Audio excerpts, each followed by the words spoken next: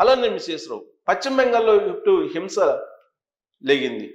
వక్ఫ్ bill ఆమోదించిన తర్వాత జరుగుతున్నటువంటి పరిణామాలు, సోషల్ మీడియాలో వస్తున్నటువంటి వీడియోలను గమనిస్తే కనుక హిందువులని కొంతమంది ముస్లింలు తరిమి కొడుతూ ఉన్నారు కొన్ని ప్రాంతాల్లో. బంగ్లాదేశ్ బోర్డర్లో ఉంటుంది కాబట్టి అక్కడ ముస్లిమ్స్ యొక్క ప్రభావం కూడా ఎక్కువగా ఉంటుంది. హిందువుల మీద వాళ్ళు దాడులు చేస్తున్నటువంటి వీడియోస్ బయటకు వస్తూ ఉన్నాయి. వాటన్నిటిని చూసిన తర్వాత పశ్చిమ బెంగాల్లో మణిపూర్ తరహా సంఘటనలు కనిపిస్తున్నాయి అనేటువంటి భావన కలుగుతుంది. అందుకే యోగి ఆదిత్యనాథ్ ఉత్తరప్రదేశ్ సీఎం, ఆయన అక్కడ పశ్చిమ బెంగాల్లో ఉండేటువంటి పరిస్థితి మీద రెస్పాండ్ అయ్యారు. మమతా బెనర్జీ కావాలని ఇలాంటి హింసను ప్రేరేపిస్తూ ఉన్నారు, ప్రోత్సహిస్తూ ఉన్నారు అనేటువంటి అభిప్రాయాన్ని వ్యక్తం చేస్తూ కంట్రోల్ చేయాల్సిన బాధ్యత రాష్ట్ర ప్రభుత్వం మీద ఉందని చెప్పి ఆయన చెప్తూ ఉన్నారు. మరి పశ్చిమ బెంగాల్లో జరుగుతున్నటువంటి అల్లర్ల మీద ప్రధానమంత్రి నరేంద్ర మోడీ గారు కానీ, కేంద్ర హోంశాఖ మంత్రి అమిత్ షా గారు కానీ రెస్పాండ్ ఎందుకు కావట్లేదు? అక్కడ ఉండేటువంటి పరిస్థితిని ఎందుకు సమీక్షించట్లేదు? మమతా బెనర్జీ అక్కడ పశ్చిమ బెంగాల్కి ముఖ్యమంత్రిగా ఉన్నారు.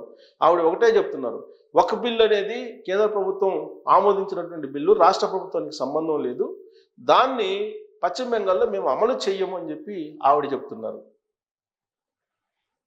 మరి అక్కడ గొడవలు ఎందుకు అవుతున్నాయి అని అంటే, ఆ గొడవల్ని ఆపాల్సిన బాధ్యత పశ్చిమ బెంగాల్ ప్రభుత్వం మీద ఉంది కదా అని అంటే, కేంద్ర ప్రభుత్వం తీసుకున్నటువంటి నిర్ణయం కారణంగానే, కేంద్ర ప్రభుత్వం ఆమోదించినటువంటి బిల్లు కారణంగానే ఈ గొడవలు జరుగుతున్నాయి. ఆ అపవాదుని కేంద్ర ప్రభుత్వం మోయాలని చెప్పి మమతా బెనర్జీ గారు చెప్తున్నారు. ఇలా రాజకీయపరమైనటువంటి ఒక గేమ్ కేంద్ర రాష్ట్ర ప్రభుత్వాల మధ్య జరుగుతున్నటువంటి క్రమంలో అక్కడ రోజు రోజుకి అల్లర్లు పెరిగిపోతూ ఉన్నాయి. రోహింగ్యాలు కూడా ఎక్కువగా పశ్చిమ బెంగాల్లో ఉన్నారు. మరి అక్కడ హిందువులకు ముస్లింలకు మధ్య జరుగుతున్నటువంటి ఈ గొడవలు ప్రమాదకర స్థాయికి వెళ్ళిపోయే అవకాశం ఉంది అనేటువంటిది కూడా వినిపిస్తుంది. ఇలాంటి సందర్భంలో నరేంద్ర మోడీ గారు హర్యానాలో ఒక మాట అన్నారు అనేది సోషల్ మీడియాలో వస్తుంది.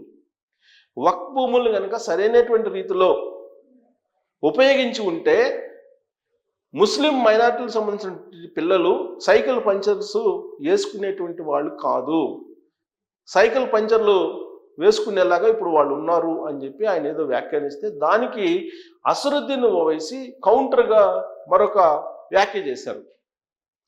ఆర్ఎస్ఎస్ తనకు ఉన్నటువంటి ఆస్తులను కనుక సక్రమంగా హిందువులకు పంచినట్టయితే నరేంద్ర మోడీ గారు టీ అమ్ముకునే వాళ్ళు కాదు అనేటువంటి ఒక సెటైర్ వేశారు.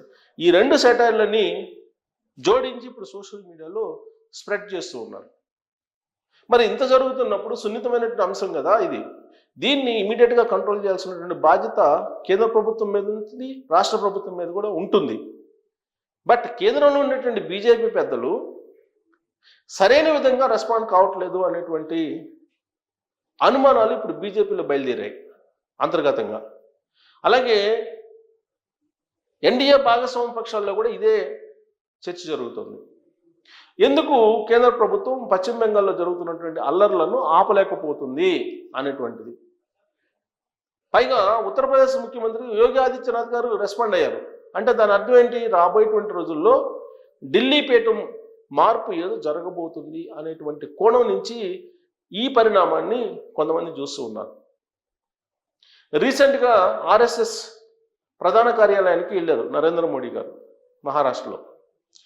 అక్కడికి వెళ్ళి నాగపూర్ వెళ్ళి అక్కడ కొన్ని శంకుస్థాపన కార్యక్రమాలు, ప్రారంభోత్సవాల్లో పాల్గొన్నారు. అక్కడ ఆర్ఎస్ఎస్ ప్రధాన కార్యాలయంలో ఆయన విజిట్ చేశారు.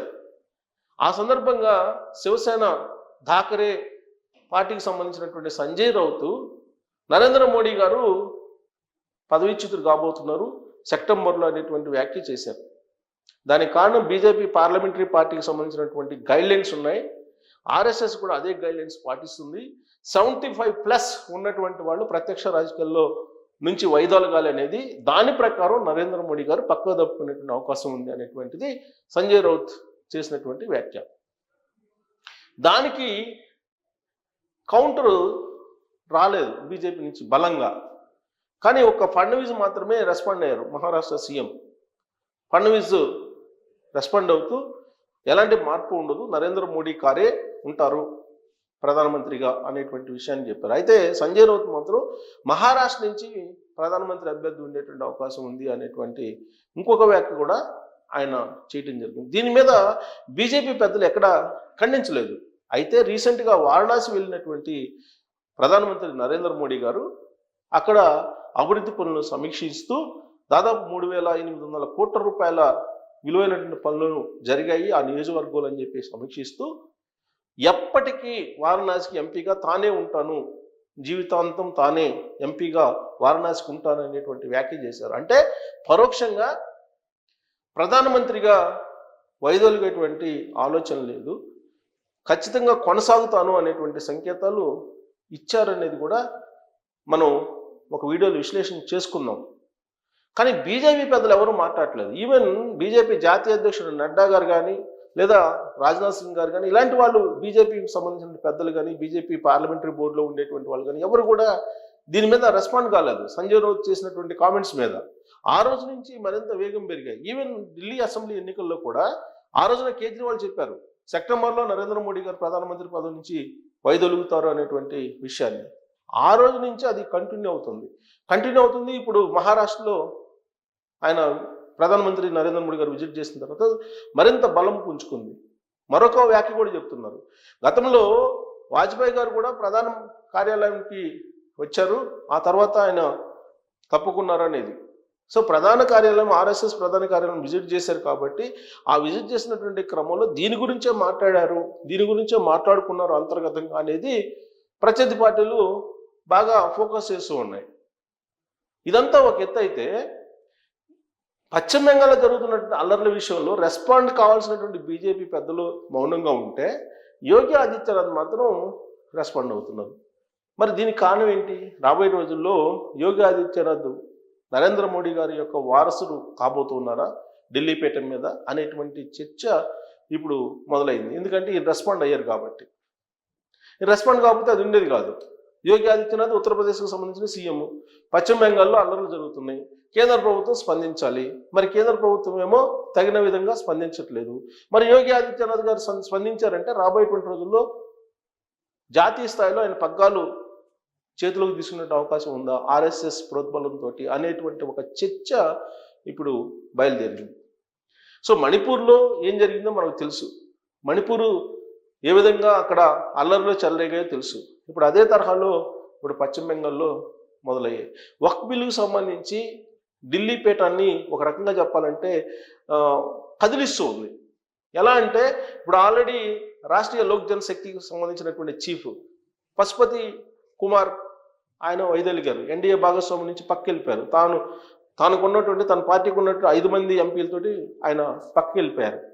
ఇప్పుడు జేడీయూ నితీష్ పార్టీ జేడీయూకి సంబంధించి ఆ పార్టీకి ఉన్నటువంటి ఎంపీల్లో 7 అసంతృప్తిగా ఉన్నారు వక్ఫ్ బిల్ కారణంగా అని చెప్పేసి అంటున్నారు.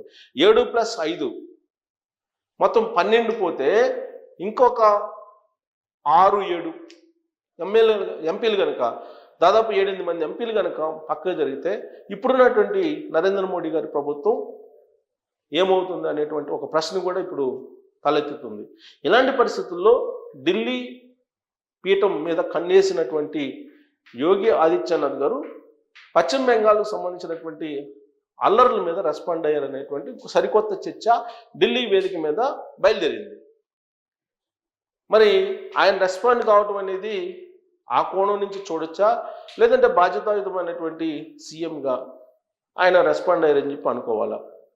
భారతదేశంలో ఉండేటువంటి అనేక మంది సీఎంలు ఉన్నారు, పైగా ఎన్డీఏలో భాగస్వామ్యం ఉండేటువంటి సీఎంలు ఉన్నారు, పైగా బీజేపీ పాలిత రాష్ట్రాల్లో బీజేపీ సీఎంలు ఉన్నారు. ఏ సీఎం రెస్పాండ్ కాంది పశ్చిమ బెంగాల్ అల్లర్ల మీద. యోగి ఆదిత్యనాథ్ గారు మాత్రమే సీరియస్గా రెస్పాండ్ అయ్యారని అంటే ఢిల్లీ పీఠం వైపు ఆయన చూస్తున్నారు, అందుకే ఆయన అలాంటి వ్యాఖ్యలు చేశారు అనేది వినిపిస్తుంది. మరి ఆ కోణం నుంచి ఆయన వ్యాఖ్యలను తీసుకోవాలా, లేదంటే ఆయన బాధ్యతాయుతమైనటువంటి సీఎంగా ఆ వ్యాఖ్యలు చేశారు అనుకోవాలా? ఏ కోణం నుంచి ఆయన వ్యాఖ్యల్ని మనం చూడాలి అనే దాని మీద మీరు కామెంట్ చేయొచ్చు. Thank you.